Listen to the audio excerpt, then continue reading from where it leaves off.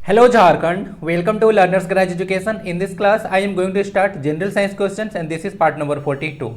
आप लोग यहाँ पे एक मशीन देख रहे होंगे। इस मशीन का आप लोग नाम बताइए क्या है। यह मशीन के बारे में आप लोग जो है से क्लास 10th में पढ़े होंगे और इस मशीन के बारे में ऐसा कहा जाता है कि जब इस मशीन का आविष्कार हुआ था तो महिलाओं ने काफ़ी तोड़फोड़ कर दिया था इस मशीन को, क्योंकि ये बहुत काम करता था। ओके, एक बार में यह 8 जो है से सूत काटता था, जबकि एक बार में अब एक महिला जो थी एक सूत काट देते थे। उन लोग के ऊपर पेट के ऊपर सवाल उठ जाता था, इसीलिए अटैक करके इसको तोड़ फोड़ दिया गया था। मैं चाहता हूं कि इसका मशीन का नाम बताइए। इन्वेंशन होता है और इन्वेंटर, तो उसमें जो है से क्वेश्चन आज जनरल साइंस में मैं डिस्कस करूंगा। आइए तो स्टार्ट करते हैं पार्ट नंबर 2। और टेलीग्राम से आप लोग कनेक्ट जरूर रहिएगा। @Learners Garage Education जाकर टेलीग्राम पर सर्च कर लीजिएगा। कभी कभी जो है से लिंक खुलता नहीं है, जो कि डिस्क्रिप्शन बॉक्स में गिवन है। यह लेक्चर आपको जैसे CGL, SI, SSC, रेलवे सब में जो है से फायदा पहुंचाएगा। और आज की क्लास में जितने भी क्वेश्चन उठाए गए हैं वह बिहार SSC का बोल सकते हैं कि पुलिस कांस्टेबल का एग्जाम हुआ था, वहां से इसको उठाया गया है। तो आइए स्टार्ट करते हैं पार्ट नंबर 42। क्लास बहुत ज़्यादा फ्रूटफुल रहेगा और यह क्लास जो है आज एकदम आसान नहीं रहेगा, यानी कि हलवाज नहीं रहेगा, थोड़ा सा टफ रहेगा। ध्यान से सुनिएगा, नहीं तो इन्फॉर्मेशन निकल जाएगा। दूसरी बात है, एलोंग विथ क्वेश्चन कुछ एक्स्ट्रा इन्फॉर्मेशन भी मैं आपको देता हूं, तो उसको आपको याद रखना होता है, क्योंकि वे सारा चीज़ PDF में प्रोवाइड नहीं कराया जाता है। ओके, तो वीडियो को एक लाइक जरूर कर दीजिएगा। बहुत जगह से ढूंढ ढूंढ के क्वेश्चन लाया हूं, और share and subscribe as well. Okay, let's get up. पहला क्वेश्चन है श्वेत प्रकाश, यानी कि व्हाइट लाइट के बारे में बात कर रहा है कि एक किरण कांच के प्रिज्म पर आपतित होती है, यानी कि इंसिडेंट होता है। वह प्रकाश वर्ण जो कांच के प्रिज्म से गुजरने पर अधिकतम विचलित होता है, यानी कि मैक्सिमम डेविएशन किसका होता है। यह क्वेश्चन रिलेटिवली इजी है, क्लास 10 में आप लोग पढ़े होंगे। बैगनी है, हरा है, लाल है, नीला है। मैं चाहता हूं कि ये जो फेनोमेना होता है, यानी कि the splitting of white light when it passes through a prism और glass prism, it split into 7 colours light, तो उसको जो है से आप लोग क्या बोलते हैं, तो इसको जो बोला जाता है डिस्पर्सन ऑफ लाइट कहा जाता है, वर्ण विक्षेपण कहा जाता है। देख लीजिए, डिस्पर्सन ऑफ लाइट इसका बोला जाता है। तो यहाँ से व्हाइट लाइट जब जाता है तो 7 कलर में जो है बढ़ जाता है। तो यहाँ से देख सकते हैं जो वायलेट होता है VOI ना, VIO नहीं होता है, VOI LED जो है उसका डेविएशन सबसे ज़्यादा होता है और रेड का डेविएशन सबसे कम होता है और वेवलेंथ रेड का सबसे ज़्यादा होता है। इसको ध्यान रखिएगा। और स्कैटरिंग ऑफ लाइट भी साथ में से ध्यान रखिएगा। ये होता है 4th पावर ऑफ लेमडा होता है, यानी कि inversely proportional to the 4th power of wavelength होता है स्कैटरिंग ऑफ लाइट।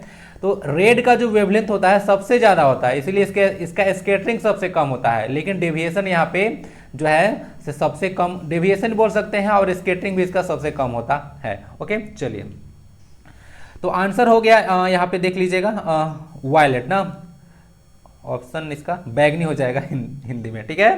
तो समझ लीजिएगा सबसे ज़्यादा विचलन होता है वह बैगनी का होता है, लाल का सबसे कम होता है अगर उलट के क्वेश्चन पूछे तो। डिस्पर्सन ऑफ लाइट वर्ण विक्षेपण कहते हैं इसको हिंदी में। स्टेनलेस स्टील में निम्न में से कौन सा तत्व मौजूद नहीं है, ध्यान से देखिएगा, नहीं है पूछ रहा है। आयरन है, टंगस्टन है, क्रोमियम है या फिर निकेल है। तो देखिए इसमें जो है से टंगस्टन पाया नहीं जाता है। टंगस्टन का सिंबल W होता है, एटॉमिक नंबर 74 होता है ना। इसका लैटिन वोल्फ्रम बोला जाता है, टंगस्टन। ओके, तो इसको देख लीजिएगा, W होता है वोल्फ्रम। तो यह हो जाएगा टंगस्टन हो गया। लेकिन जो है से स्टील में आयरन होता है, क्रोमियम होता है, निकल पाया जाता है। ये जो स्टील है एक मिश्र धातु है। क्या है? एक मिश्र धातु है, यानी कि यह एक एलॉय है। एलॉय क्या होता है? एलॉय जो होता है 2 या उससे ज़्यादा से मेटल बोल सकते हैं, या कभी कभी नॉन मेटल भी लिया जाता है, तो उसका एक सामंगी मिश्रण यानी कि होमोजीनियस मिक्सचर होता है। कोई प्रॉब्लम नहीं होना चाहिए।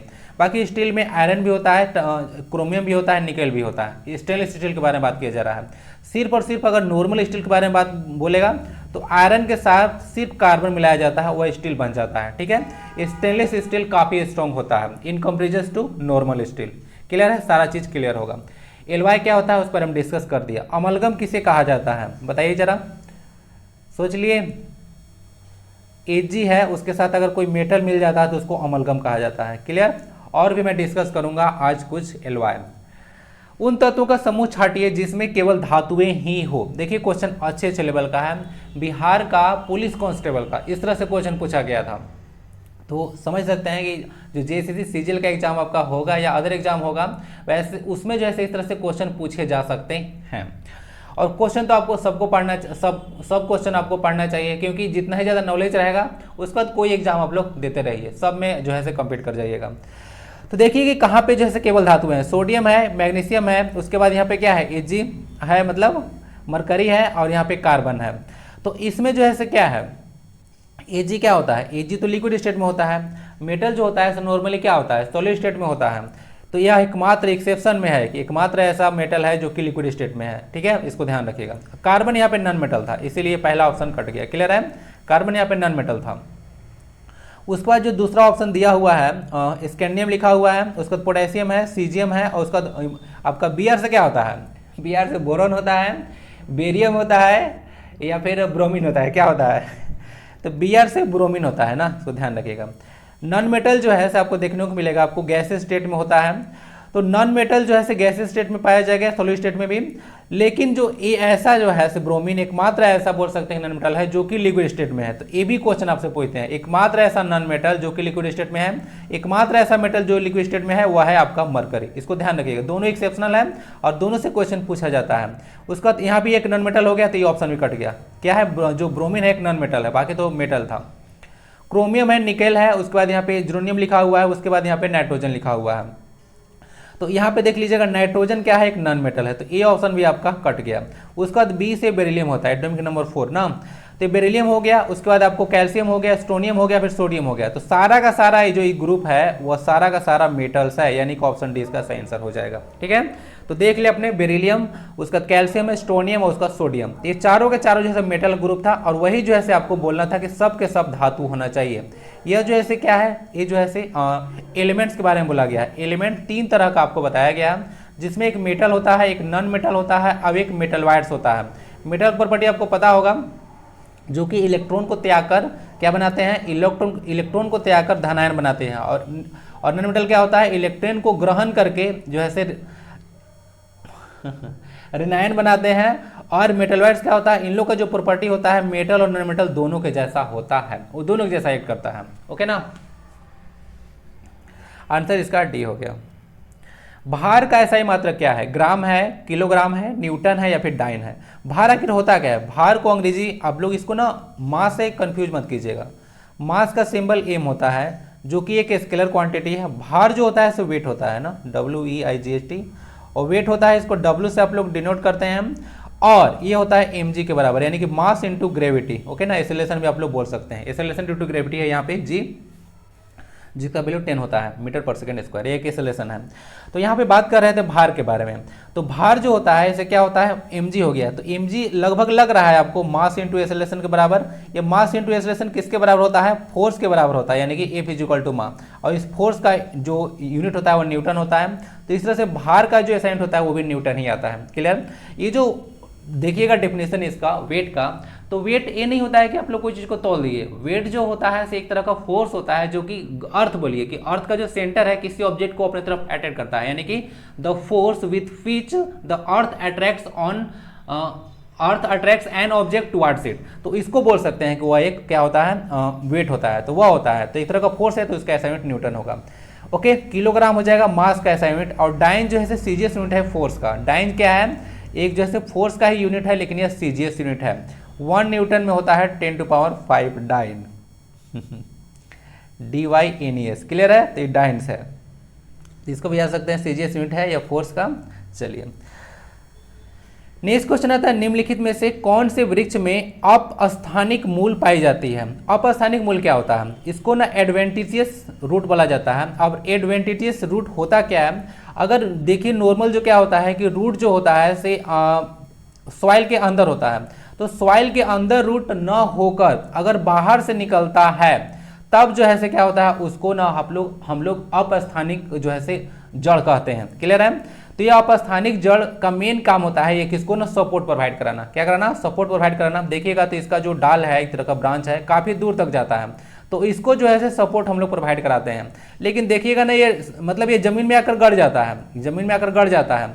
लेकिन आप लोग को देखने को नहीं मिलेगा गड़ जाता है। ऐसा क्यों होता है? तो हमारे जैसे जो इंसान है इसके नीचे जाते हैं और इसको रोकते हैं, यानी कि जो भी हम लोग एक्टिविटी करते रहते हैं ना, उसके चलते जो है से यह इस जड़ जो है से जमीन में नहीं टच हो पाता है। नहीं तो किसी जंगल में जाकर देखिएगा, ये जड़ जो है जहाँ पे ह्यूमन एक्टिविटी जरा सा भी नहीं है, यानी कि वहाँ पे मानव का आवागमन नहीं हो पा रहा है, वहाँ पे जो जड़ है वह पूरी तरह से जमीन में जो है से गड़ जाएगा। ठीक है, तो यह कुछ होता है अपस्थानिक रूट। तो ये आपको बरगद के पेड़ में देखने को मिल जाएगा। ठीक है, तो इसको देख लीजिएगा, बरगद का पेड़। यह नेशनल ट्री है इंडिया का। फाइकस वेंदालिसिस, फाइकस वेंदालिसिस इसका साइंटिफिक नेम है। नीम का आजादी रचता होता है, इसको देख लीजिएगा, नीम है। आम का होता है, ये आपका नेशनल फ्रूट है, मैग्नीफेरा इंडिका, सबका साइंटिफिक नेम देख लीजिएगा। चिनार का वृक्ष देख लीजिएगा, इसका जो होता है एक वृक्ष होता है जिसका तो पत्ती होता है ना काफी ज्यादा कलरफुल होता है, इसको देख लीजिएगा। एडवेंटिडियस रूट बोला जाता है अपस्थानिक मूल को। आंसर इसका बरगद है। ओके, रासायनिक परिवर्तन में क्या क्या होता है? यहाँ पे केमिकल चेंज या केमिकल रिएक्शन बोल सकते हैं ना। केमिकल जो रिएक्शन होता है उसको केमिकल चेंज कहा जाता है। तो रासायनिक परिवर्तन में क्या क्या होता है? नए प्रकार का पदार्थ का निर्माण होता है। निकाय के एंथैल्पी परिवर्तन, एंथैल्पी एक तरह का बोली ना कि एनर्जी के साथ साथ वॉल्यूम और प्रेशर जो होता है किसी एक सिस्टम में, सबका जो काउंट आप लोग कीजिएगा एज अ होल, तो उसको ना एंथैल्पी में आप लोग काउंट कर सकते हैं। तो क्या एनर्जी में परिवर्तन होता है? आगे देखते हैं, पदार्थ के रासायनिक गुण परिवर्तन, यानी कि केमिकल जो प्रॉपर्टी है उसमें चेंज होता है या फिर उपयुक्त सभी सब होना चाहिए।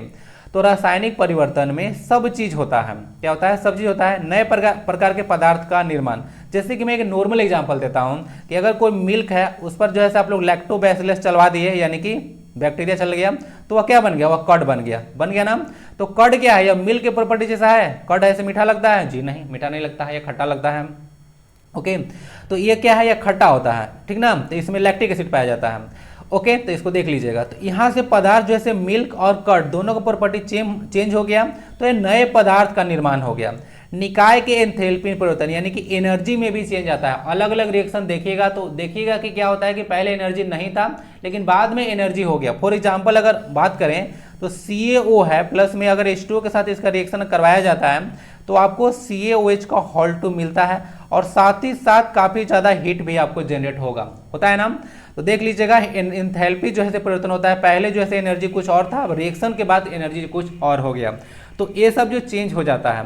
और नेक्स्ट है रासायनिक गुण में परिवर्तन, यानी कि रासायनिक गुण भी जो है चेंज हो जाता है। पहले मिल्क था, अब जो है कर्ड बन गया, यानी कि एकदम से चेंज हो गया। जैसे कि O2 ले लीजिए और H2O ले लीजिए, क्या है? ये दोनों जैसे गैसेस स्टेट में है और जब जाकर H2O बना तो ये लिक्विड स्टेट में आया। तो पूरी तरह से जो है इसका गुण चेंज भी हो जाता है रासायनिक परिवर्तन में। और यह जो है अनुत्क्रमणीय अभिक्रिया होता है, यानी कि इरिवर्सिबल रिएक्शन कहा जाता है इसको। किसको? रासायनिक परिवर्तन को, यानी कि ओरिजिनल फॉर्म में आप लोग नहीं ला सकते हैं। दूध से तो दही बना दिए पर दही से दूध आप लोग नहीं बना पाइएगा, ठीक ना। चलिए, कहाँ चला गया भाई? हो गया। चलिए अब आता है गन मेटल। गन मेटल किसका मिश्र धातु है? कॉपर प्लस एल्यूमिनियम लिखा हुआ है, copper plus tin plus Zn लिखा हुआ है, उसके बाद कॉपर प्लस जिंक प्लस निकल लिखा हुआ है और कॉपर प्लस एसएन लिखा हुआ है। तो देखिए इसका क्या आंसर होना चाहिए? Cu plus Zn plus Sn होता है ना। कॉपर प्लस टीन होता है प्लस यहाँ पे जिंक होता है। कॉपर ज्यादा होता है, एसएन होता है, जिंक बहुत कम मात्रा में गन मेटल में पाया जाता है ना। इसको देख लीजिएगा, तो कॉपर एसएन और जिंक होगा। Cu plus Zn plus Ni, ये भी कुछ होता है, याद आ रहा है? कुछ बताया था बहुत बार ना। ये होता है जर्मन सिल्वर। जर्मन सिल्वर मिश्र धातु है, कॉपर प्लस जिंक प्लस निकल का। Cu प्लस एसएन भी किसी किसी का है, याद आ रहा है या नहीं आ रहा है? ब्रोंज या फिर ब्रास, ब्रोंज या ब्रास, कंफ्यूजन है? ब्रोंज होता है, ओके ना, देख लीजिएगा। ये होता है Cu प्लस एसएन और एक होता है ब्रास। ये क्या होता है? Cu plus Zn. क्लियर? तो Cu प्लस जेडन हो गया, Cu प्लस एसएन हो गया, Cu plus Zn plus nickel हो गया जर्मन सिल्वर और Cu plus Sn plus Zn हो गया गन मेटल। कुछ और बच रहा है, उसको भी देख लेते हैं हम। एक होता है Pb plus Sn, lead plus Sn. ये होता है सोल्डर। क्या है? सोल्डर। ये सोल्डर क्या होता है? सोल्डरिंग वायर में यूज होता है। जैसे देखे होंगे एक पतला सा तार होता है धातु का, एक रहता है सोल्डरिंग वायर, उसको जो है से दो एक तार के ऊपर रखा जाता है इसके ऊपर, और एक गरम जो है से बोल सकते हैं पेचकस टाइप का कुछ होता है पेंच, उससे जाकर इसको ना टच करा दिया जाता है, तो यह गल जाता है, उस पर चिपक जाता है, तो उसी को बोलते हैं सोल्डरिंग वायर। आप लोग ने जरूर देखा होगा, ओके ना, इलेक्ट्रॉनिक दुकान जिसका होगा तो अच्छे से जानते होंगे। तो पीबी प्लस एसएन होता है। तो ये स्लाइड काफी ज्यादा इंपॉर्टेंट है, सबको देख लीजिएगा, सब पे भर भर क्वेश्चन आया है, और ये क्वेश्चन मैं घर से थोड़ी लेकर आया हूँ, ये तो मैं बता दिया ना कि बिहार एसएससी का पुलिस कांस्टेबल का क्वेश्चन है। Cu plus Sn plus Zn हो गया, Cu plus Zn plus nickel German silver हो गया, Cu प्लस एसएन हो गया ब्रोंज का, Cu प्लस एसएन हो गया ब्रोंज का, Cu प्लस जेडन हो गया ब्रास का, और Pb प्लस एसएन हो गया सोल्डर का। तो सबको याद रखिएगा। प्लस में वहां बताया था आयरन क्रोमियम निकेल होता है स्टेनलेस स्टील, और Fe प्लस सी होता है आपका सिर्फ स्टील का, वो सब याद रखिएगा। पक्षियों में तेल अथवा प्रीन ग्रंथि किस भाग में होता है? तो प्रीन या तेल ग्रंथि जो होता है, देख लीजिएगा, इसको ना यूरोपाइगियल या फिर प्रीनिंग ग्लैंड के नाम से जाना जाता है बर्ड में। तो जो गिवन ऑप्शन है उसमें ना the base of the tail होना चाहिए, ये में लोअर बैक में भी होता है, और just front of the tail feather, जो टेल फीदर होता है उसके साइड में भी पाया जाता है। तो बेस ऑफ द टेल होगा, यानी कि पूंछ के आधार भाग पर यहाँ पे है जो गिवन ऑप्शन है, वहाँ जो गिवन ऑप्शन उसमें ये आंसर यही होगा, लेकिन कोई जरूरी नहीं है कि इतना ही होगा, 3 जगह होता है। बेस ऑफ द टेल जो कि आंसर था, ऑन द लोअर बैक हो जाएगा, और just front of the tail feathers हो जाएगा। गूगल से मैं पूछा तो ये आंसर आया, ओके ना। बाकी इस क्वेश्चन में आंसर आपका सही है, ओके ना। पक्षियों के बारे में बात किया जा रहा है। एक क्वेश्चन बताइएगा, जो नेशनल आपका बर्ड है, नेशनल बर्ड, उसका साइंटिफिक नेम क्या है, और जो स्टेट बर्ड है उसका साइंटिफिक नेम क्या है, जरा लिखिए, देखते हैं। चलिए, नेशनल बर्ड का मैं बताता हूं। आपका तो पीकॉक हो गया, पाओ क्रिस्टेटस इसको बोला जाता है, लेकिन जो स्टेट बर्ड है आपका कौन, कोयल है कि कौवा? कोयल है। इसका साइंटिफिक नेम मैं नहीं बताऊंगा, आप लोग को बताना पड़ेगा। और क्वेश्चन का आप लोग आंसर क्यों नहीं दे रहे हैं जी? आंसर दिया कीजिए, पार्टिसिपेट कीजिए। वह पाद मतलब एक तरह का पौधा होता है पेट से पीने वाला, जिसमें बीज फलों के भीतर होता है, उसको क्या बोलते हैं? तो उसको ना एंजियोस्पर्म बोला जाता है, यानी कि फ्लावर बियरिंग प्लांट्स। क्या होता है? फ्लावर बियरिंग प्लांट्स या flowering plants are called gymnosperm, sorry angiosperm होता है। जिम्नोस्पर्म में क्या होता है? जिम्नोस्पर्म में जो होता है से मतलब यह सीड, इसमें सीड भी बियर करता है इन लोग, ओके। और सीड जो है से अंदर में होता है, क्या होता है? अंदर में होता है। जिम्नोस्पर्म में क्या होता है? सीड होता है, लेकिन ये जो होता है सीड जो है से बाहर होता है। क्या होता है? सीड बाहर होता है, यानी कि इसमें नेकेड सीड पाया जाता है। याद रखिएगा, नेकेड सीड जो है जिम्नोस्पर्म में पाया जाता है। टीरोफाइटा क्या होता है? यह इसमें न तो फ्लावर पाया जाता है, न ही सीड पाया जाता है, कुछ नहीं पाया जाता है, इसको ध्यान रखिएगा। टीरोफाइटा के बारे में बात किया जा रहा है। और ब्रायोफाइटा में तो देखे होंगे कि बहुत सारे जीव ये सब आता है, आप लोग लाइकेन सबका एग्जाम्पल ले सकते हैं। चलिए, ये क्वेश्चन थैलोफाइटा से है, इसीलिए यहाँ पे मैं डिस्कस नहीं कर रहा हूँ, ओके ना। एंजियोस्पर्म इसका। जब कोई वस्तु मुक्त रूप से पृथ्वी की ओर गिरते हैं, यानी कि when an object freely falls towards the earth, तो उसका जो टोटल एनर्जी हुआ क्या होगा? बढ़ता है, घटता है, नियत रहता है यानी कांस्टेंट रहता है, या फिर पहले बढ़ता है फिर जाके घटने लगता है, क्या होता है? तो देखिए, यहाँ पे फ्री फॉल के बारे में बात किया जा रहा है। तो फ्री फॉल का लॉ किसने दिया था? तो यह क्वेश्चन मैं अगेन बता रहा हूँ, गैलीलियो गैलीली के द्वारा दिया गया था, न कि न्यूटन के द्वारा। उन्होंने ग्रेविटेशन के खोज किया था और लॉ ऑफ मोशन दिया था उन्होंने, ठीक है, ओके ना। ग्रेविटेशनल लॉ ऑफ मोशन जो थे न्यूटन दिए थे, Galileo Galilei law of free fall दिए थे। बताया था ना, इटली में जो झुको हुई मीनार है पीसा का में, वहीं से जो है से पत्थर गिरा रहे थे, दोनों बड़ा मास और छोटा मास, तो दोनों एक ही टाइम गिर रहा था।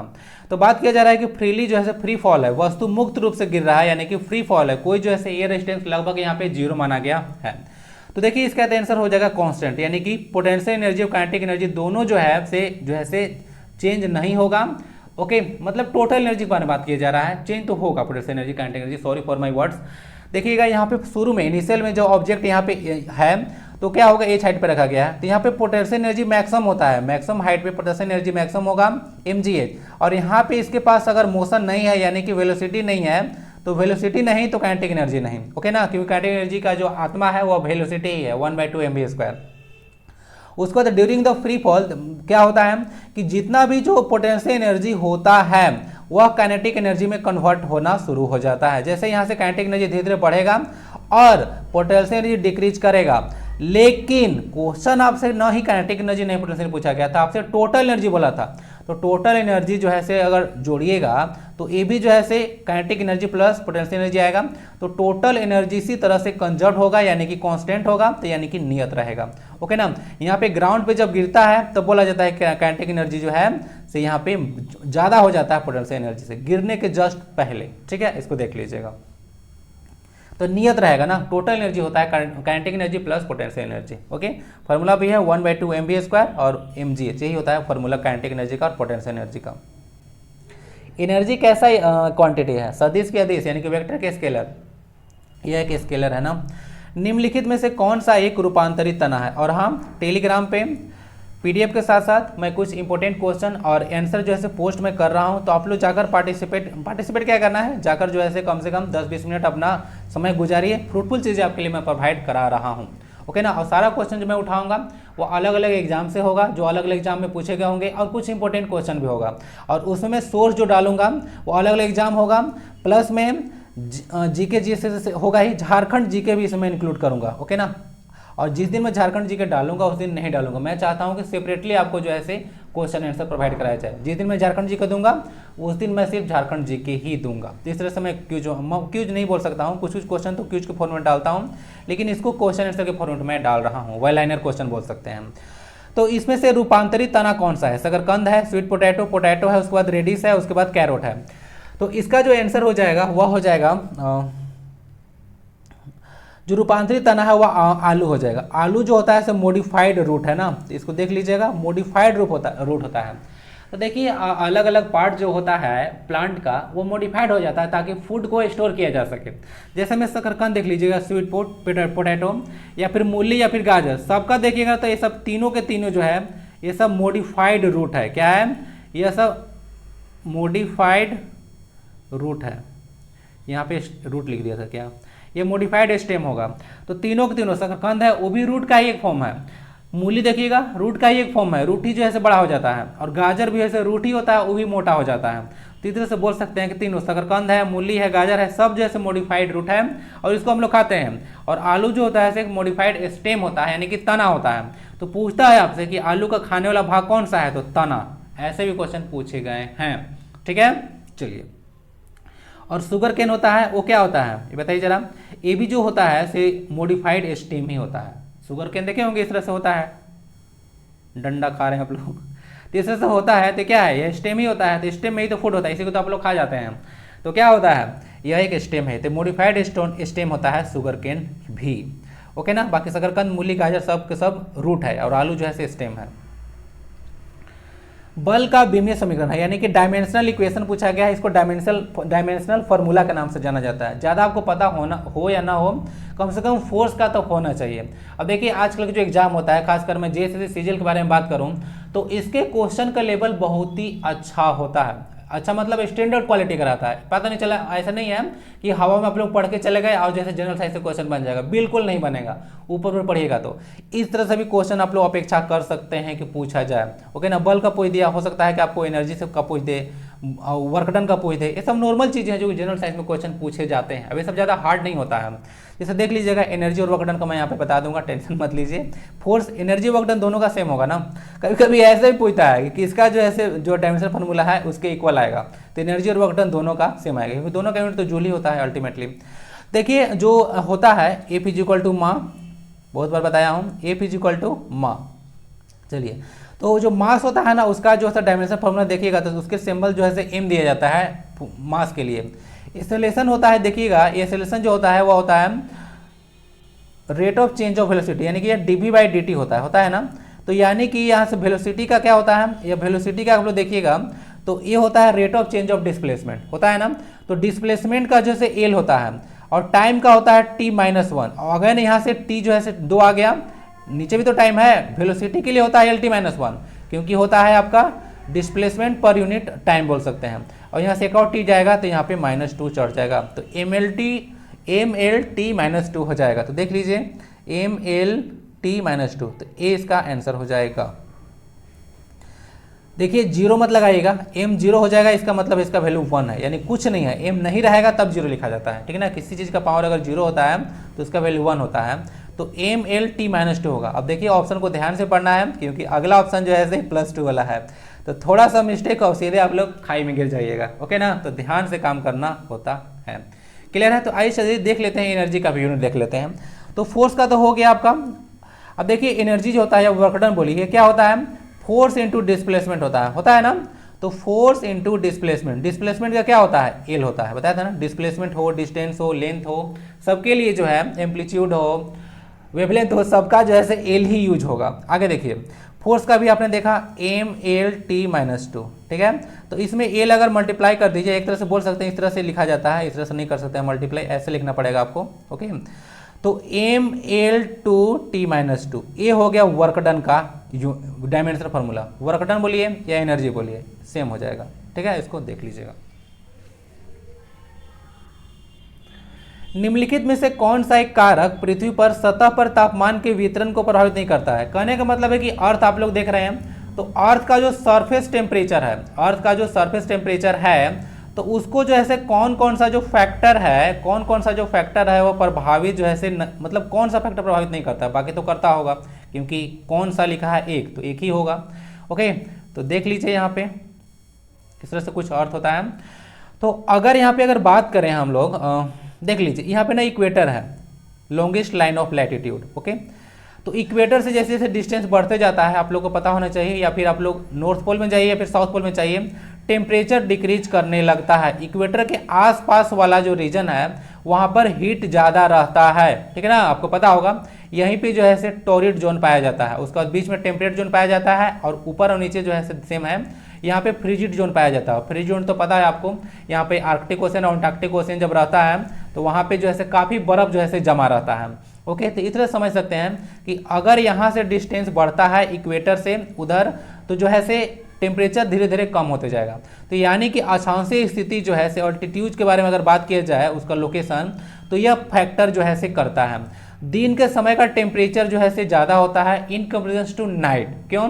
क्योंकि दिन के समय सूर्य बाबा रहते हैं, और सूर्य बाबा तो अपना क्या देंगे, इंफ्रारेड देंगे, ओके ना। और इंफ्रारेड मिलेगा तो हीट तो होगा ही होगा, ठीक है।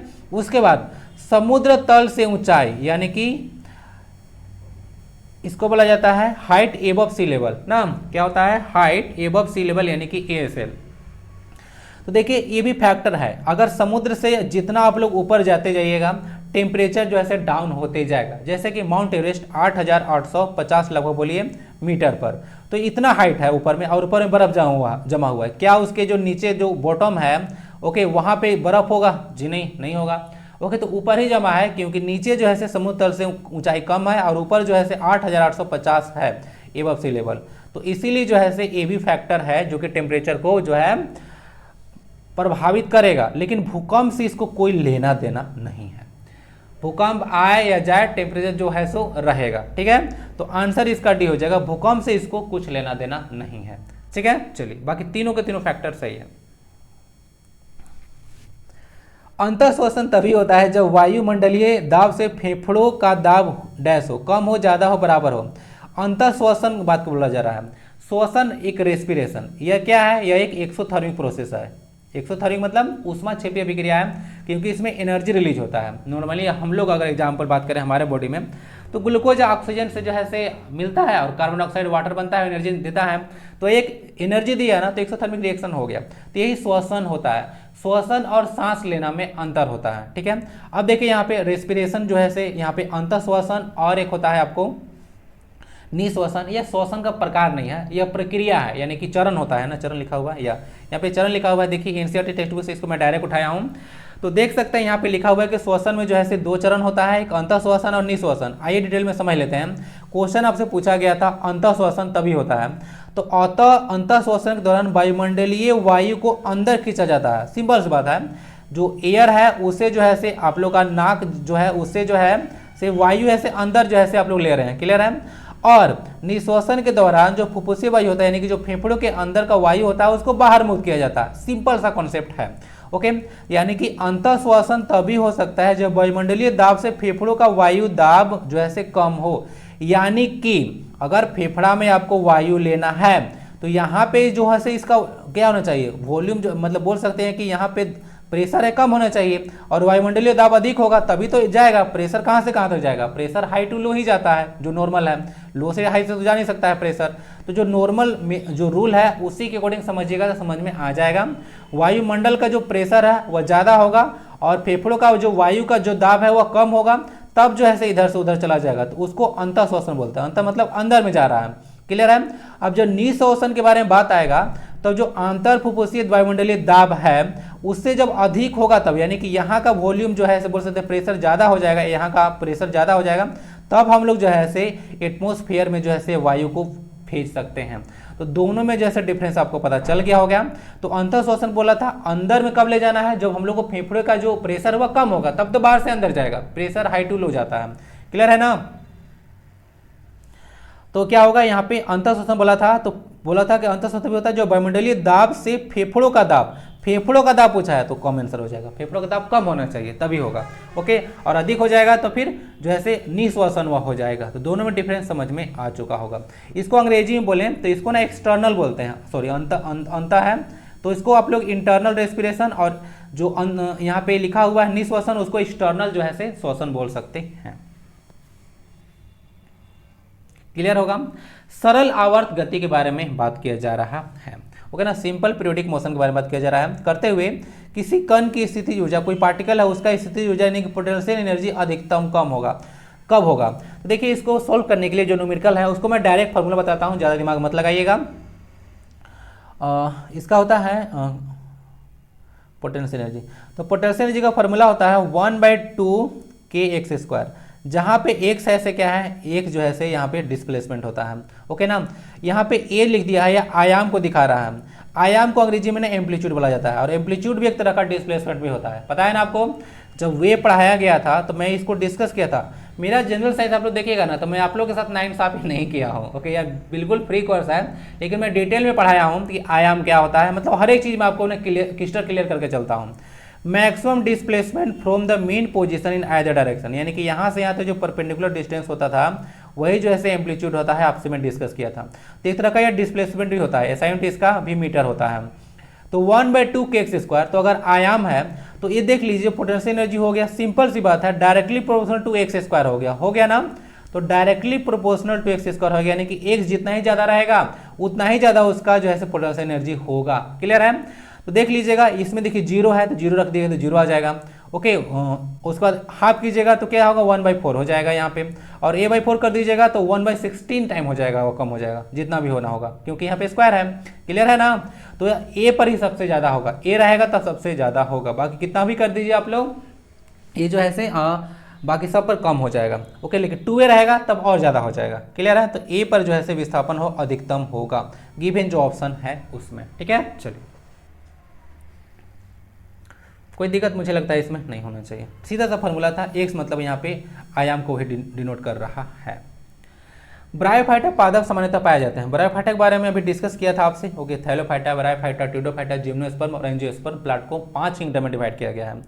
शुष्क आवासों में, यानी कि एक ऐसा इन्वायरमेंट है जहाँ पर क्या है गर्मी, मतलब एक तरह का बोल सकते हैं कि मौसम सूखा सूखा है, वार्म है, एक तरह का वार्म नहीं बोल सकते हैं, सॉरी, शुष्क मतलब एक तरह का बोल सकते हैं ना, मतलब ज़्यादा गर्मी नहीं है ना ज़्यादा ठंडा है, वह शुष्क समझिए इसको, नॉर्मल है। फिर जलीय अवस्था में इसको बोल सकते हैं, यानी कि जहाँ पे पानी है उसका नम और छायादार, इसको बोल सकते हैं आप लोग कि ऐसा जगह जहाँ पे काफ़ी ज़्यादा नमी पाया जाता है, मॉइस्चर है। और लवणीय अवस्था ये तो होता है आपका कि साल्टी एरिया है वहाँ पे। तो देखिए ये जो पाए जाते हैं ब्रायोफाइटा, वह नम और छायादार आवासों में पाए जाते हैं ब्रायोफाइट्स, जितने भी ब्रायोफाइट आप लोग देखिएगा नम जगहों पर ही पाए जाते हैं, ओके। इसको देख लीजिएगा, मोसेस हो जाता है, काई सब जो होता है वो ब्रायोफाइटा में आता है। इन लोग के पास क्लोरोफिल होता है, इन लोग फोटोसिंथेसिस क्रिया को परफॉर्म कर सकता है, ओके। अच्छा, कुछ कुछ प्लांट होते हैं जो जल में उगते हैं, उनको ना आप लोग हाइड्रोफाइट्स के नाम से ही जानते हैं, ओके, ध्यान रखिएगा। कुछ कुछ जो है मरुस्थल में उगते हैं, एकदम डेजर्ट में, उसको जीरोफाइट बोला जाता है। और जो लवण यानी कि साल्टी जगह पर उगते हैं उनको हेलोफाइट्स कहा जाता है, ओके ना, halophytes. Hello, are you ready to fights? Halophytes, answer इसका सी है। नेक्स्ट जो क्वेश्चन जिसका आपका इंतजार था आ चुका है, स्पिनिंग जेनी मशीन इसका नाम है। और इस मशीन का आविष्कार किया गया था जेम्स हरग्रीव्स के द्वारा। तो क्लास 10 हिस्ट्री बुक में आप लोग पढ़े होंगे, इसीलिए क्लास बोला जाता था छोटे में कि पढ़ लो बाद में काम आएगा, लेकिन आप लोग तो सुनते नहीं थे, पढ़ते ही नहीं थे। तो देखिए क्वेश्चन किस तरह से पूछा जा रहा है। ओके, और जेएसएससी बोर्ड का तो मुझे मजा आ जाता है, ऐसे तो टफ बोर्ड है, पटा बोर्ड है, लेकिन एनसीईआरटी से ना भर भर के क्वेश्चन आता है, डायरेक्ट उठा के जो है पूछते हैं। ओके, एग्जामिनर का जो है लाट टपकता है क्वेश्चन पे। तो जेम्स हरग्रीव्स जो है स्पिनिंग जेनी मशीन का आविष्कार किए थे। ओके, स्पिनिंग जेनी किसी का नाम नहीं था, यह जो है मशीन का नाम था। ओके, जो कि जेम्स हरग्रीव्स के द्वारा किया गया था। देख सकते हैं यहाँ पे अगर सिंगल व्हील आप लोग घुमाते हैं तो एक बार में कहा जाता था कि 8 धागा बनता था, और महिलाएं जो थी एक बार में एक ही धागा बना पाते थे। ओके ना, तो उनके रोजी रोटी पर सवाल उठा था, तो उसके बाद जो है तोड़फोड़ मचाया गया था। तो हिस्ट्री में सब पढ़ना था। ओके ना, सोशियो जो मतलब बोल सकते हैं कि जो इकोनॉमिक कंडीशन था, और सोशियो इकोनॉमिक कंडीशन बोल सकते हैं कि जो महिलाओं को था उस टाइम में, तो वहाँ पे डिस्कस किया गया था। तो जेम्स हरग्रीव्स के द्वारा इसको डिस्कस किया गया, मतलब आविष्कार किया गया था। ओके ना, यहाँ पे तो खोज है, लेकिन अंग्रेजी में इसको इन्वेंट बोलना कहेंगे, क्योंकि बनाया गया था अपना बुद्धि का यूज करके। किसको ग्लूकोज के साथ गर्म करने पर रजत दर्पण बनता है? इसको ना सिल्वर मिरर बोलते हैं। क्या बोलते हैं? Silver mirror. देखिए क्वेश्चन कांस्टेबल का एग्जाम था, देख सकते हैं ना क्वेश्चन का लेवल, समझ सकते हैं, आईसी से क्वेश्चन है, 10th में सब नहीं पढ़ाया गया है। तो देखिए इसका आंसर हो जाएगा ना टोलेन अभिकर्मक। तो कभी भी अगर टोलेन अभिकर्मक या अभिकर्मक मतलब रिएजेंट होता है, तो इसको ना AgNO3 बोल सकते हैं। सिल्वर नाइट्रेट होता है ना, AgNO3 के साथ अमोनियम हाइड्रोक्साइड होता है, तो इसका जो मिक्सचर आता है वही होता है टोलेन अभिकर्मक, जिसको देख लीजिएगा, यही होता है रजत दर्पण बनाने के लिए यूज किया जाता है। ये जो होता है अल्डिहाइड के टेस्ट के लिए यूज किया जाता है, सिल्वर मिरर टेस्ट। ओके ना, कि अगर कहीं पे किसी कंपाउंड में हमको पता करना है कि अल्डिहाइड है कि नहीं है, तो उसके लिए सिल्वर मिरर टेस्ट किया जाता है। ओके ना, इसको ध्यान रखिएगा।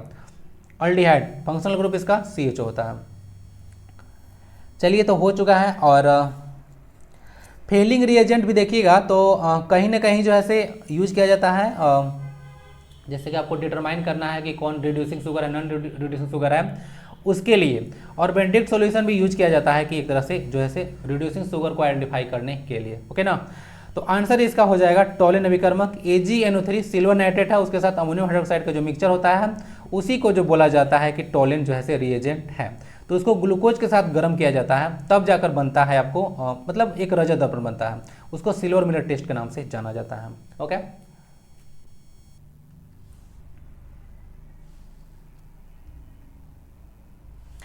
रॉकेट किसके संरक्षण के सिद्धांत पर कार्य करता है? तो मुझे लगता है कि यह इजी हो गया है। तो यह जो है आपको यहाँ पे देखिए, यहाँ पे संवेग दो तरह का है, एक रेखीय है, एक कोणीय है। कोणीय होता है एंगुलर, यह नहीं होगा, यहाँ पे लीनियर मोमेंटम लगता है। आइए डिटेल में डिस्कस करते हैं। तो इस तरह का रॉकेट होता है, आपको पता होगा, जब यहाँ पे परनोद को जब जलाया जाता है कोई ईंधन को, तो क्या होता है, यह इस डायरेक्शन में जो है इसका जो है एक तरह का आग फेंकता है। तीसरा से इसके पास मास के साथ कुछ वेलोसिटी होता है, तो ये एक मोमेंटम जो है गेन करता है। और ये जो मोमेंटम होता है वो Newton third law of motion के अकॉर्डिंग जो है बैकवर्ड डायरेक्शन में जो है मोमेंटम देता है। ओके ना, तब जो है रॉकेट आगे बढ़ता है। तो यहाँ पे थर्ड लॉ ऑफ मोशन और लीनियर मोमेंटम दोनों कार्य करता है। ओके ना, ध्यान रखिएगा। तो आंसर इसका C है।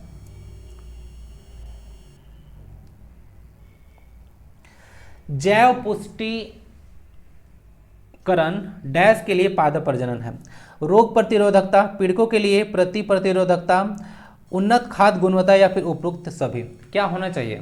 देखिए, जैव पुष्टिकरण क्या होता है? आप लोग ना बायोफोर्टिफिकेशन एक टर्म सुने होंगे, सुने या नहीं सुने हैं? बायोफोर्टिफिकेशन, कल जब मैं क्वेश्चन पोस्ट कर रहा था तो गोल्डन राइस में डाला था। क्या है? Golden rice. तो नॉर्मल राइस में इस तरह का जो चीज़ आप लोग को देखने को नहीं मिलेगा, लेकिन गोल्डन राइस का क्या होता है, एक प्रॉपर्टी होता है कि इसमें काफ़ी ज़्यादा विटामिन ए पाया जाता है, यानी कि आंखों के लिए काफ़ी ज़्यादा अच्छा है। ठीक है, गोल्डन राइस। ओके ना, इसको देख लीजिए। जैसे इसमें तो क्या होता है, कार्बोहाइड्रेट काफ़ी ज़्यादा पाया जाता है, लेकिन इसमें जो है विटामिन ए पाया जाएगा गोल्डन राइस में। नॉर्मल राइस के बारे में बात कर रहा था। आते हैं, देखते हैं बायोफोर्टिफिकेशन का मतलब। अच्छा, एक चीज़ बताइए, आप लोग अंग्रेजी पढ़ते होंगे, ये जो बायोफोर्टिफिकेशन वर्ड है वहाँ से कहीं ना कहीं एक 45 जो है वर्ड यूज हुआ है। अंग्रेजी देखिए पढ़िएगा ना, चाहे बहुत मतलब नॉलेज जब रहेगा ना, तो हर चीज़ आपका कनेक्ट हो जाएगा। इस 45 का अर्थ होता है स्ट्रेंथन, STRENGTHEN, स्ट्रेंथन मतलब किसी चीज़ को स्ट्रॉन्ग करना, मजबूत करना, फोर्टिफाई करना। क्लियर है ना? तो ये 45 एक वर्ड इसमें यूज हुआ है बायो फोर्टिफिकेशन, यानी कि किसी चीज़ को ज़्यादा स्ट्रेंथन आप लोग कर रहे हैं। देख लीजिएगा, जो नॉर्मल होता है ट्रेडिशनल फोर्टिफिकेशन क्या होता है, कोई एक प्लांट है उसमें जैसे हम लोग न्यूट्रिशन वैल्यू जो है न्यूट्रिशन वैल्यू ऐड कर देते हैं और जैसे कोई प्रोडक्ट बना देते हैं जो कि आपको हेल्थ को जैसे पार्टिकुलर टाइप का एक तरह से बोल सकते हैं, कोई भी जो विटामिन या बोल सकते हैं न्यूट्रिशस वैल्यू उसमें डाले हैं वो आपको प्रोवाइड हो जाएगा। बायो फोर्टिफिकेशन में क्या होता है समझिएगा, इसमें जो है क्या होता है कि प्लांट जो होता है producing low level of nutrients, यानी कि ऐसा प्लांट है जिसमें लो लेवल ऑफ न्यूट्रिएंट्स है। क्या है, अब देखिए इसमें सीड है, इसका सीड ले लिया गया, उसके बाद इसमें जीन में ही परिवर्तन कर दिया गया। क्या किया गया, जीन में ही परिवर्तन कर दिया गया, और जीन में जब परिवर्तन किया गया तो उसके बाद जो है तो जो प्लांट बनेगा उसमें जो न्यूट्रिशस वैल्यू होगा वह काफ़ी ज़्यादा होगा। क्लियर है, तो इस तरह से कुछ कार्य किया जाता है, क्रॉस कराया जाता है। ओके, उसका जो है अलग अलग तरह का आपको वैल्यू मिल जाएगा। तो इस तरह से कराने से ना बहुत सारा फायदा हो जाता है, रोग प्रतिरोधकता होता है, यानी कि इस तरह का प्लांट जल्दी अफेक्ट नहीं होगा। पीड़कों के प्रति जो है मतलब आप लोगों को जो है काफ़ी ज़्यादा हेल्पफुल होगा आपका हेल्थ को इम्प्रूव करने में। पीड़कों के प्रति प्रतिरोध है, यानी कोई भी अगर इसको जो है इस तरह के प्लांट को अगर चाहेगा अफेक्ट कर दे, कीटनाशक वगैरह मतलब कीट वगैरह, तो उसको अफेक्ट नहीं कर पाएगा। उन्नत खाद्य गुण होता है, यानी कि क्वालिटी में भी जो प्रोडक्ट है उसका क्वालिटी भी इंप्रूव होता है। तो सारा का सारा जो है बायो फोर्टिफिकेशन का एक पर्पस होता है। तो आंसर इसका डी हो जाएगा। डिटेल में समझ लीजिएगा, इस स्लाइड को देख लीजिएगा, और सारा चीज़ आपको फ्री ऑफ कॉस्ट टेलीग्राम पर अवेलेबल है, जाइए और एंजॉय कीजिए। और खासकर मेरा कंप्यूटर का और जनरल साइंस का कुछ पढ़िए चाहे मत पढ़िए, इतना 2 लेक्चर आप लोग देख लीजिएगा, बहुत ही ज़्यादा फायदा हो जाएगा किसी भी एग्जाम में। ओके ना, चलिए निम्नलिखित में से ट्रांजिस्टर का कौन सा भाग अल्पतम अपमिश्रित होता है। अपमिश्रित समझ में नहीं आ रहा होगा, अब समझ में आएगा। डोपिंग, क्या होता है डोपिंग, तो समझ में आ रहा है डोपिंग एक प्रोसेस होता है जिसमें हम लोग जो है अशुद्धि मिलाते हैं। जब सेमीकंडक्टर बनाया जाता है, डायोड जनरली बोलिए, तो उसमें जो है डोपिंग प्रोसेस होता है, यानी कि अशुद्धि जो मिलाया जाता है इम्प्योरिटीज, उसको डोपिंग प्रोसेस बोला जाता है। तो देखिए आइए थोड़ा सा एक ट्रांजिस्टर को देख लेते हैं। तो देखिए ट्रांजिस्टर का ना 3 पार्ट होता है, एक इमीटर होता है, एक बेस वाला पार्ट होता है, एक कलेक्टर होता है। ओके, तो अगर देखिएगा इमीटर, बेस और कलेक्टर 3 पार्ट में, तो सबका फंक्शन यहाँ पे थोड़ा सा लिखा हुआ है, रीड कर लीजिएगा। तो 3 फंक्शन में देखिए एक यहाँ पे ना एनपीएन टाइप का एक जो है बोल सकते हैं कि एक ट्रांजिस्टर लिया गया है या सेमीकंडक्टर डायोड लिया गया है। तो क्या होता है कि इसमें जो यहाँ पे बेस लिखा हुआ है, यहाँ पे देख सकते हैं, वो सबसे कम पार्ट है। तो सबसे जो कम डोपिंग होता है ना बेस वाला रीजन में ही होता है। अब देखिए बेस मतलब आधार होता है, उत्सर्जक होता है इमीटर, और संग्राहक होता है कलेक्टर। तो आधार वाला में सबसे कम यानी कि अल्पतम यानी कि मिनिमम जो है यहाँ पे डोपिंग किया जाता है ट्रांजिस्टर में। आगे ट्रांजिस्टर होते क्या है, देखिए एक तरह का ना ट्रांजिस्टर जो है वोल्टेज या करंट को रेगुलेट करने का काम करता है, या फिर कभी कभी ब्लॉक भी करने का काम कर सकते हैं, या किसी को ज़्यादा करना है कम करना है तो इसके लिए काम किया जाता है। ओके ना, तो ये होता है ट्रांजिस्टर। तो देख लीजिएगा 3 सिरा होता है, मीटर, बेस, कलेक्टर, अगर पूछ दें तो बता दीजिएगा। ओके ना, आईएएस लेवल का ये सब क्वेश्चन है। सोनार में डैश तरंगें प्रयुक्त होती है, पराध्वनि, अवध्वनि लिखा हुआ है, रेडियो या फिर श्रव्य ध्वनि है। तो देखिए इसमें पराध्वनि यानी कि यहाँ पे अल्ट्रासाउंड यूज किया जाता है। ये होता है आपका इंफ्रासाउंड, जो कि आपको पता होगा 20 हर्ट्ज से लेस होता है ना, 20 हर्ट्ज से लेस होता है उसको बोलते हैं, और 20 किलो हर्ट्ज से जो ज़्यादा होता है उसको बोला जाता है कि यह जो है पराध्वनि यानी कि अल्ट्रासाउंड है, और इनको इंफ्रासाउंड बोला जाता है। और इसके बीच का रेंज होता है 20 किलो हर्ट्ज से लेकर 20 हर्ट्ज, उसके बीच में श्रव्य यानी कि आपको बोल सकते हैं कि ऑडिएबल रेंज होता है, जो कि हम लोग सुनते हैं। ओके, रेडियो वेव अलग चीज़ है। देखिए सोनार होता है, इसका फुल फॉर्म भी साउंड नेविगेशन और रेंजिंग। ओके ना, तो साउंड नेविगेशन एंड रेंजिंग होता है, तो कोई शिप है तो यहाँ से ट्रांसड्यूसर होता है, जो कि क्या होता है एक तरह का बोल सकते हैं कि अल्ट्रासोनिक वेव जो है प्रोड्यूस करता है। यह अल्ट्रासोनिक वेव जाता है सरफेस पर, यहाँ पे समुद्र के सरफेस पर, यहाँ से टकराता है, इको प्रोड्यूस करता है, और इसके बाद रिटर्न होता है। उसके बाद देख लीजिए यहाँ पे डिस्टेंस ये हो गया, डिस्टेंस ये हो गया। उसके बाद टाइम को काउंट कर लिया जाता है, अब इसका जिस स्पीड से छोड़ा जाता है उस स्पीड को देख लिया जाता है। तो speed is equal to distance upon time 2D/T करके यहाँ पे डिस्टेंस जो है आप लोग जो है निकाल लेते हैं। तो ये होता है सोनार का फंक्शन। ओके ना, sound navigation and ranging. Okay, चलिए रडार होता है,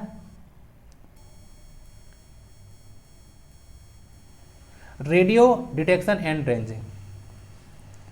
C60 नाम सुना सुना लग रहा है। अभी CBSE का क्लास 10 का एग्जाम हुआ था, उसमें देखिए क्वेश्चन पूछा गया था क्वेश्चन शायद मुझे कुछ याद नहीं रहा। कार्बन से अप्रूप से ना क्वेश्चन पूछा गया था कि इनमें से कौन जो है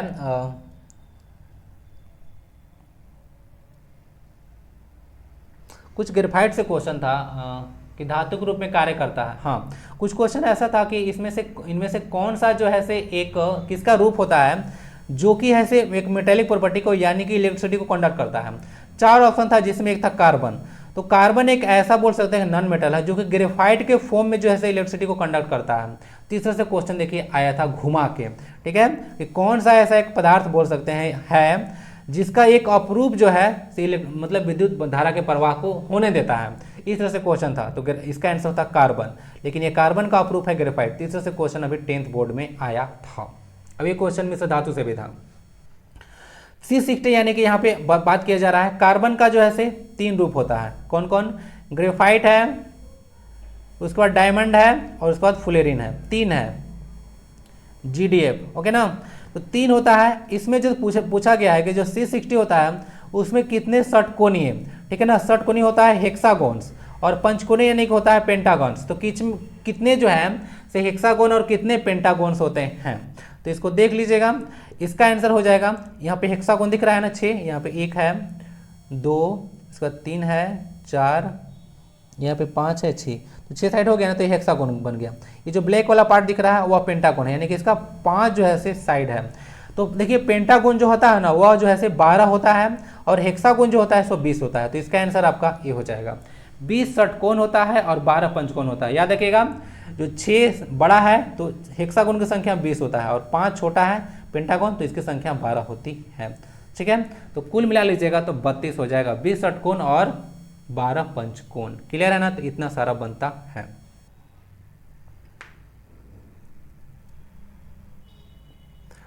तो इसको देख लीजिए, इस तरह से कुछ था, हेक्सागोन सब बनता है। निम्नलिखित कार्बोक्सिलिक अम्लों को उसके अम्लीय क्षमता के घटते हुए क्रम में लिखे, यानी कि सबसे जो है से ज्यादा जो है से क्या बोलते हैं स्ट्रॉन्ग एसिड कौन सा है उसको सबसे पहले लिखना है, उसके बाद आपको घटते जाना है। क्लियर है। चलिए इस क्वेश्चन को बनाने के लिए देखिए क्या जो मैं जो आपको पढ़ा कर रखा हूँ उससे क्वेश्चन जो है से बन सकता है। देखिए जरा देखते हैं इसको। तो देखिए एक चीज मैं बताया हूँ कि fluorine is the most electronegative element in the periodic table, okay. और 2 एलिमेंट यहाँ पे एलिमेंट यूज किया गया है, फ्लोरीन और क्लोरीन। तो फ्लोरीन के साथ जो हाइड्रोजन का जो एसिड बनता है ना वह ज़्यादा स्ट्रॉन्ग होता है इन कंपेरिजन टू आप लोग बोल सकते हैं क्लोरीन की तुलना में, क्योंकि फ्लोरीन से ज़्यादा इलेक्ट्रोनिगेटिव जो है एलिमेंट कोई है ये नहीं है। क्लियर है ना। तो यहाँ से देख सकते हैं ये जो फ्लोरोएसिटिक अम्ल होगा वह जो है क्लोरोएसिटिक अम्ल से स्ट्रॉन्ग होगा, ठीक है। तो सबसे पहले आ रहा है 3, ओके। उसके बाद आएगा आपका 4, ओके। 4 क्यों? क्योंकि फ्लोरीन के बाद क्लोरीन होगा। उसके बाद यहाँ पे देख लीजिएगा एसिटिक एसिड है, ब्यूटारिक एसिड है। ये एसिड इसमें COOH ग्रुप पाया जाता है। अब ये अलग चीज़ है सब फ्लोरोएसिटिक एसिड। तो इसमें जो है COOH इसमें भी ग्रुप पाया जाता है। जो ब्यूटारिक एसिड है इसको आप लोग ना ब्यूटेनोइक एसिड के नाम से भी जानते हैं, ओके ना। पूरी दे कि ब्यूटारिक एसिड क्या है, तो इसको ब्यूटेनोइक एसिड के नाम से भी आप लोग जानते हैं, जो कि 4 कार्बन वाला था। तो देखिए जो यहाँ पे 4 कार्बन वाला है तो इसमें हाइड्रोजन के जो है हाइड्रोजन भी ज़्यादा होगा। अगर इसका जनरल फॉर्मूला आप लगाइएगा तो होता है ना, तो वहाँ से कार्बन हाइड्रोजन जो है हाइड्रोजन की संख्या ज़्यादा होगा। और पता होगा कि हाइड्रोजन जो होता है वह किसी भी अम्ल में एक इसेंशियल एलिमेंट होता है। तो हाइड्रोजन की संख्या ज़्यादा है तो 1 जो होता है वह स्ट्रॉन्ग एसिड होगा in comparison to acetic acid, क्योंकि एसिटिक एसिड का फॉर्मूला तो मात्र यही होता है CH3COOH। उसके बाद CH3CH2COOH कीजिएगा तो आ जाएगा आपका प्रोपेनोइक एसिड, और CH2CH2COOH कीजिएगा तब जो आएगा ब्यूटारिक या ब्यूटेनोइक एसिड। तो उसमें 4 कार्बन हो गया और हाइड्रोजन संख्या बढ़ गया, तो वह जो है ज़्यादा स्ट्रॉन्ग एसिड होगा in comparison to acetic acid. तो यह करेक्ट ऑर्डर हो गया। सेकेंड होगा। डिटेल में आपको समझा दिया, इसमें कंफ्यूजन आपको नहीं होना चाहिए। 3 4 1 2 क्यों होगा बता दिया। 3 4 2 1 ऑप्शन डी में है।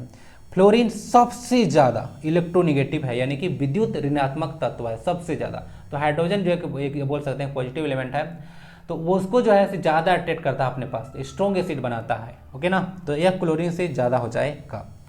और बाकी तो दोनों बता ही दिया कि जितना हाइड्रोजन उतना ज़्यादा एसिडिक करेक्टर को शो करेगा। तो एसिडिक में कम होता है हाइड्रोजन, इसमें ज़्यादा। निम्नलिखित में से कौन सा योगात्मक बहुलक है? एडिटिव पॉलीमर बोला जा रहा है और उसको बोला जाता है कि जब सिंगल मोनोमर हो उसका एन टाइम लिया जाता है। अगर मोनोमर है कोई एक उसका एन टाइम आप लोग लेकर पॉलीमर बनाते हैं तो उसको योगात्मक बोला जाता है। तो सब नायलॉन 66 हो, नायलॉन हो या फिर पॉलिएस्टर हो, सब अलग अलग दो ग्रुप को लेकर बनाया जाता है, यानी दो चीज़ को लेकर बनाया जाता है। सिंगल से मोनोमर से नहीं बनाया जाता, यानी कि दो इसमें मोनोमर होता है सब में। पीवीसी होता है विनाइल क्लोराइड से बनता है, ये जो है विनाइल क्लोराइड से बनता है। ये होता है इसका फार्मूला CH2CHCl, ये होता है विनाइल क्लोराइड, तो इसे बनाया जाता है। तो ये सिंगल एक मोनोमर से बनता है, इसीलिए इसको योगात्मक बहुलक कहा जाता है। PVC polyvinyl chloride, full form भी आपसे पूछ देते हैं। जैसे कि एक नायलॉन के बारे में यहाँ पे लिया गया था, नायलॉन 66। देखिए हेक्सा जो है से मिथाइलिन डाइएमाइन और एडीपिक एसिड से बनाया गया है। तो इस तरह से बोल सकते हैं कि यह जो है एक तरह का ना संघनन जो है एक तरह का यह बहुलक का एग्जाम्पल होता है, योगात्मक नहीं। योगात्मक में सिंगल मोनोमर लिया जाता नहीं, एडिटिव बोला जाता है इसको अंग्रेजी में। आंसर इसका सी हो जाएगा पीवीसी। ओके, नायलॉन जो है याद रख लीजिएगा, नियोन, अरे भाई न्यूयॉर्क प्लस लंदन दो जगह के नाम से बना हुआ है नायलॉन, और ये फर्स्ट सिंथेटिक फाइबर था, ठीक है ना। फर्स्ट सिंथेटिक बोल सकते हैं कि जो ऐसे बहुलक जैसा बोल सकते हैं कि बनाया गया था। निम्नलिखित में से किस प्रकार के बल्ब में ऊर्जा की खपत सबसे कम होगा? टंगस्टन फिलामेंट है, नियॉन बल्ब है, CFL है, एलईडी है। तो ये तो कॉमन सेंस का बेसिस पर क्वेश्चन का आंसर दे सकते हैं। टंगस्टन फिलामेंट जो है क्या होता है W, वो जो है ज़्यादा नॉर्मल जो आप लोग बल्ब यूज करते हैं कितना वाट का आता है? 100 वोल्टेज पे चलता है, 220 जो है 100 वाट का होता है, 220 वोल्ट पर ऑपरेट करता है, तो वह ज़्यादा जो है वोल्टेज लेता है। नियॉन बल्ब क्या होता है? तो नियॉन होता है एक डिस्चार्ज ट्यूब, इस तरह का नियॉन बल्ब है, इसको फिगर डाला हुआ है ताकि देख के समझ लीजिए किस तरह से नियॉन बल्ब होता है। तो इसमें से नियॉन गैस मोस्टली भरा रहता है, तो डिस्चार्ज ट्यूब में जो है इसको जलाया जाता है, तब जाकर इस तरह का चीज़ आपको देखने को मिलेगा। इसका उपयोग आप लोग सिग्नल में करते हैं या फिर डेकोरेशन में कभी कभी किया जाता है, जैसे बंद चालू होते रहता है, कहीं कहीं पूजा रूम में कोई इसको लगाते हैं। CFL होता है कॉम्पैक्ट फ्लोरोसेंट लैंप, और मैं चाहूँगा कि इसका आप लोग फुल फॉर्म लिखिए। LED होता है लाइट एमिटिंग डायोड, दोनों का फुल फॉर्म जरा लिखिए। तो CFL भी होता है वह जो है से पुराने ज़माने में यूज किया जाता था, अभी भी यूज होता है, लेकिन यह रिलेटिवली LED से ज़्यादा जो है एनर्जी कंज्यूम करता है, यानी कि पावर लेता है। तो LED इसमें सबसे कम है, इसीलिए तो आप लोग देखिएगा कि यहाँ पे ना उज्ज्वल योजना जो सब लाया गया है, ये सब में आपको जो है LED को डिस्ट्रीब्यूट किया जा रहा है। ओके ना, तो देख सकते हैं कि LED जो है गिवन ऑप्शन में सबसे कम एनर्जी को लेगा। ठीक है, LED लाइट एमिटिंग डायोड लगा रहता है, इसमें कोई टेंशन नहीं होता है, कम एनर्जी को यह लेता है। अम्लीय जठरस यानी कि गैस्ट्रिक जूस के बारे में बात किया जा रहा है, कहाँ से निकलता है? मुगुहा है, मलाशय है, अग्नाशय है, अमाशय है। आंसर इसका डी हो जाएगा। अमाशय मतलब होता है स्टोमक ना, हिंदी में देख लीजिएगा अंग्रेजी वाले। तो स्टोमक में जो है निकलता है, ये हाइड्रोक्लोरिक एसिड होता है, जठरस HCl। इसका pH वैल्यू लगभग जो है 1 के बराबर होता है। ओके ना, ध्यान रखिएगा, 1 या फिर कभी कभी बोलते हैं या इसके 1 होगा या इतना के बराबर लगभग होता है स्किन। और यह जो होता है इतना ज़्यादा कोरोसिव नेचर का होता है कि अगर ये स्किन पर गिर जाए तो स्किन को यह जला देगा। ठीक है, इसको देख लीजिएगा, आंसर इसका डी है। यह क्या करता है ना, एसिडिक मीडियम जो है प्रोवाइड कराता है। बहुत सारा यहाँ पे ना मतलब एक तरह का जूस निकलता है, अग्नाशय से निकलता है। ओके ना, बाइल जूस यहाँ पे सीक्रेट होता है, तो सबका जो है एक एसिडिक मीडियम प्रोवाइड कराता है। और इसका काम होता है कि कुछ अगर बैक्टीरिया अगर आ गए पेट में आपका, जो कि खाना के साथ आ गया, तो उसको ऐसे मार देता है। तो कुछ फंक्शन है इसका। That's it for this class कैसा लगता है जरूर बताइएगा। मिलते हैं फिर नेक्स्ट क्लास में। वीडियो को एक लाइक अपेक्षा करते हैं, जरूर आप लोग कर दिए होंगे अब तक, और नहीं किए हैं तो कर दीजिए। सब्सक्राइब और शेयर भी जरूर करें। ओके, सपोर्ट कीजिए, अच्छी चीज़ों को सोसाइटी में आगे बढ़ाते रहिए। वंदे भारतम, जय हिंद।